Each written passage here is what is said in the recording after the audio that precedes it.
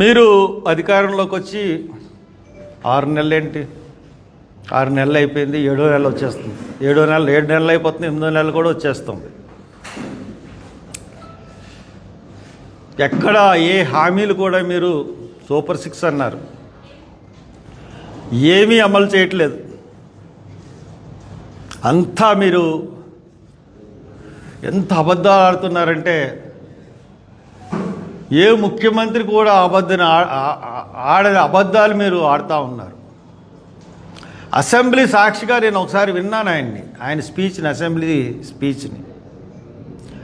ఆయన ఏమంటున్నాడంటే అసెంబ్లీలో రికార్డెడ్, ఇది ఛాలెంజ్ చేస్తాను నా మీద, ఇది కాదనంటే నేను స్వయంగా విన్నాను అసెంబ్లీలో.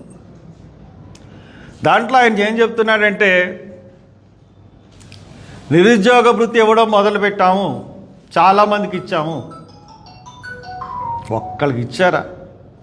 ఎంత అన్యాయపు అబద్ధం అండి. అంటే ఎమ్మెల్సీ ఎలక్షన్ వస్తున్నాయి కాబట్టి నిరుద్యోగ భృతి ఇచ్చేసామని చెప్పి అసెంబ్లీలో చెప్తే ప్రజలు నమ్ముతారా? ఒక్కడిని ఇగో పలానా వాడికి ఇచ్చాను నిరుద్యోగ భృతి అని ఒక్క మనిషి పేరు మీరు ప్రకటించగలరా? మీ ప్రభుత్వానికి నేను ఛాలెంజ్ చేస్తా ఉన్నాను, దాని మీద డిబేట్ రాగలరా మీరు ఎవరన్నా సరే? ఛాలెంజ్. తర్వాత 8 నెలలు ఒక్క స్కాలర్షిప్ ఇవ్వలేదు, ఒక్క ఫీజు రియంబర్స్మెంట్ ఇవ్వలేదు. మీరు 2019లో పదవి దిగినప్పుడు ఈ బకాయిలు ఏదైతే స్కాలర్షిప్స్ బకాయిలు, ఫీజు రియంబర్స్మెంట్ బకాయిలు అన్నీ కలిపి మీరు ఏం చేశారంటే 23,000 కోట్లు పసుపు కుంకుమ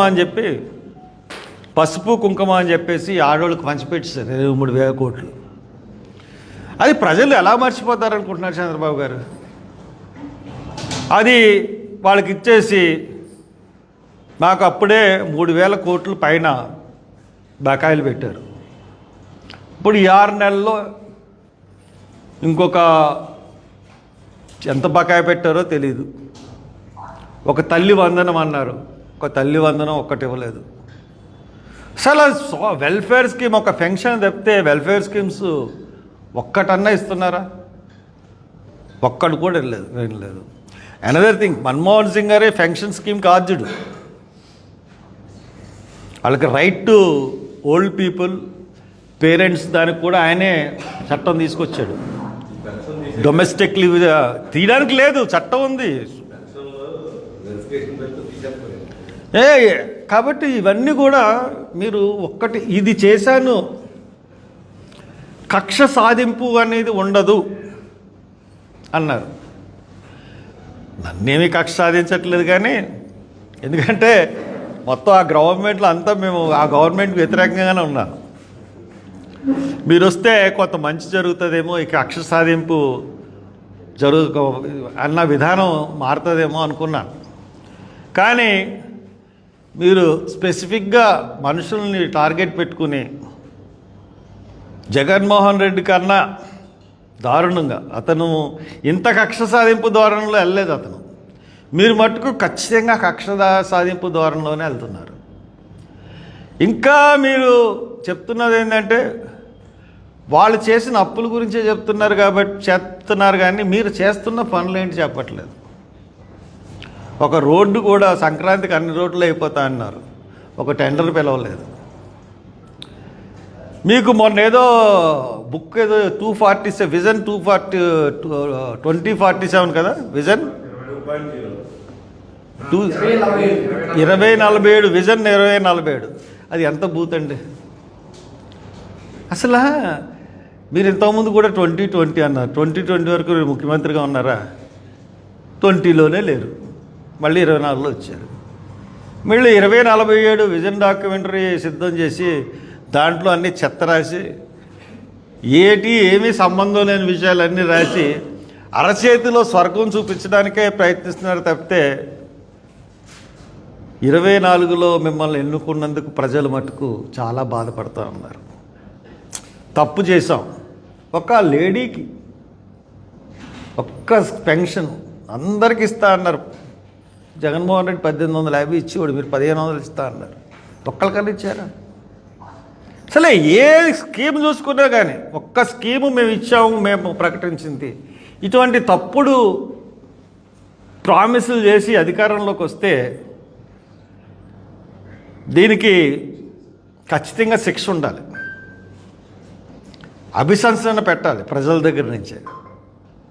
ఈ రోజున అభిశంసనగా తీర్మానం ప్రజల్లోకి వచ్చిందంటే చంద్రబాబు నాయుడు మరు నిమిషం దిగిపోవాల్సిన పరిస్థితి, అంత వ్యతిరేకత ఉంది ప్రభుత్వం మీద ప్రజల్లో.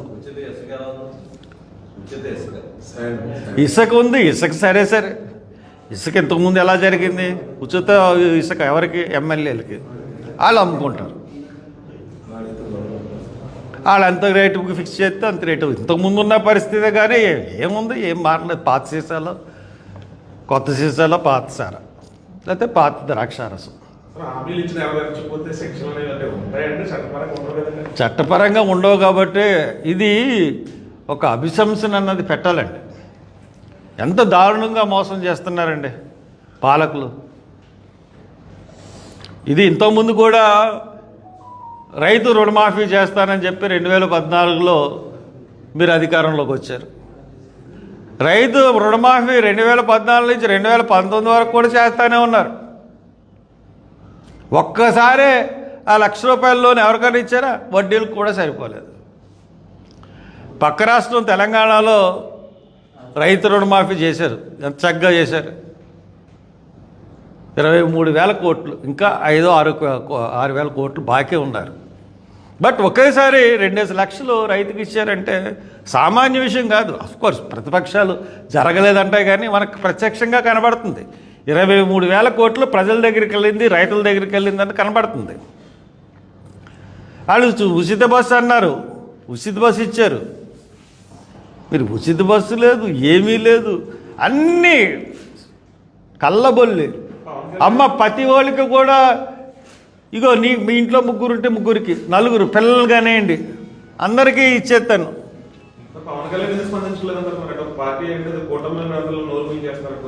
అంటే పవన్ కళ్యాణ్ ప్రభుత్వంలో భాగం అండి. ఇప్పుడు నేను చెప్తున్న విమర్శ అంతా కూడా ఇది వాళ్ళ మీద కూడా ప్రతిబింబిస్తుంది.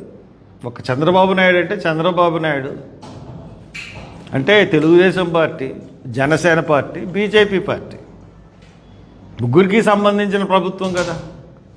ముగ్గురికి పేరుకు ముగ్గురే కానీ చేస్తున్నదంతా కూడా తండ్రి కొడుకులే. పాపం పవన్ కళ్యాణ్ ఏంటంటే అలా తిరుగుతూ ఉంటాడు అంతే. అతనికి ఏమీ పెద్ద అధికారం లేవు.